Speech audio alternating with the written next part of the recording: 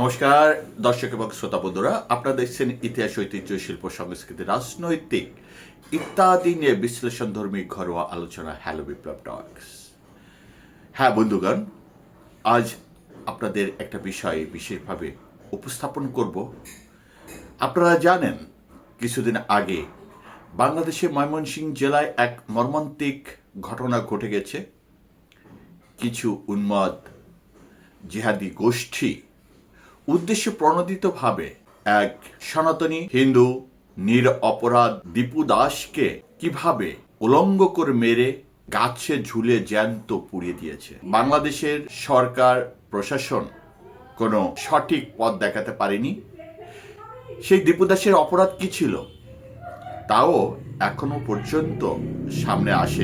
সুপ্রিয় দর্শক এবং শ্রোতা মণ্ডলী, বঙ্গীয় হিন্দু জাগরণ মঞ্চের আয়োজনে সেই প্রতিবাদ মিছিল থেকে কে কি বলছেন, তাদের আজকের এই আয়োজনটা কি সেটা আমরা পরিষ্কার ধারণা নেই এবং তিনারা কি বলতে চাচ্ছেন আমরা সেই কথাগুলো শুনি।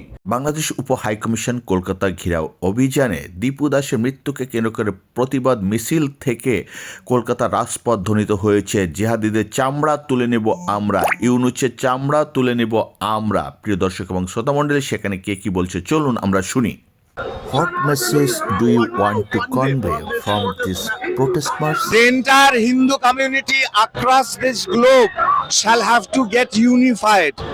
Without Hindu unification, if it doesn't happen, then these sort of atrocities anywhere and everywhere shall keep continuing. And that Hindus are not separated. If anything happens to the Hindus at any part of the world, then the Hindus of Bharatvarsha will unite and protest against those atrocities.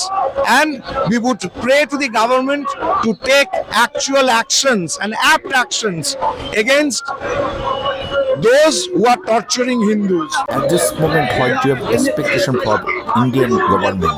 The promises that were made by Pandit Nehru, Sardar Patel, Baba Saheb Ambedkar, Mahatma Gandhi, Chakraborty Rajagopalachari during partition, that let us not forget our brothers and sisters whom we have left at the other side of the border, those who are our kith and kin, fought for independence, merely drawing a line, they cannot be separated from us. That promise should be kept by this government also, and that if required, the Hindus should get protection in that land. That is a part of my India only. That is my ancestral land. For 14 generations I had to leave that land, but that is my land, and we should step into that if my brothers and sisters are tortured there.